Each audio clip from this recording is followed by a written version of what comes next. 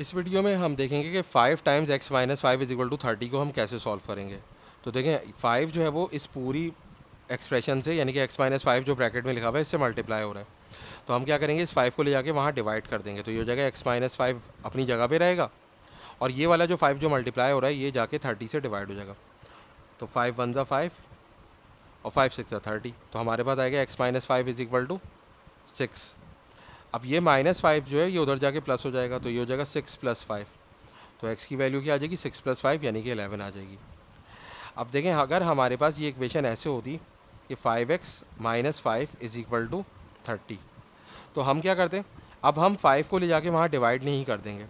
अब क्यों नहीं करेंगे, देखें हमारे पास जो ऊपर इक्वेशन थी उसमें ये 5x - 5 से पूरे के पूरे से उससे मल्टीप्लाई हो रहा है, या यूँ कह लें कि ये जो -5 है वो सिर्फ x के साथ सब्ट्रैक्ट हो रहा है, इस 5 से उसका कोई लेना देना नहीं है। जबकि ये 5 जो है ये पूरी की पूरी 5 के अलावा जो कुछ भी है उस सब से मल्टीप्लाई हो रहा है। अब यहाँ पे क्या हो रहा है, देखें ये 5 और ये x तो मल्टीप्लाई हो रहे हैं, लेकिन इसका इस 5 से कोई ताल्लुक नहीं है, लेकिन ये 5 इस पूरी चीज़ से सब्ट्रैक्ट हो रहा है। तो जो ऑपरेशन पूरे के ऊपर अप्लाई हो रहा होता है पहले, जैसे यहाँ पे हमारे पास पहले 5 जो है वो यहाँ पे मल्टीप्लाई हो रहा है इस पूरे के पूरे से, यहाँ पे -5 हो रहा है इस पूरी चीज़ के साथ। तो ये -5 जो है ये वहाँ जाके क्या होगा, प्लस हो जाएगा।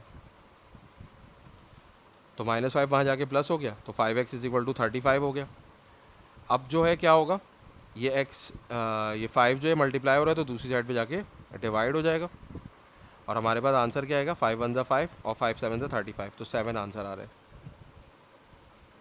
तो देखें यहाँ पे हमारे पास छोटे से फ़र्क की वजह से अगर x - 5 ब्रैकेट में लिखा हुआ है और 5 उससे मल्टीप्लाई हो रहा है तो सवाल अलग तरीके से होता है और उसका आंसर भी अलग आता है। और अगर हमारे पास ये x - 5 के ऊपर ब्रैकेट नहीं लगा हुआ है तो इक्वेशन बिल्कुल डिफरेंट तरीके से ट्रीट होती है।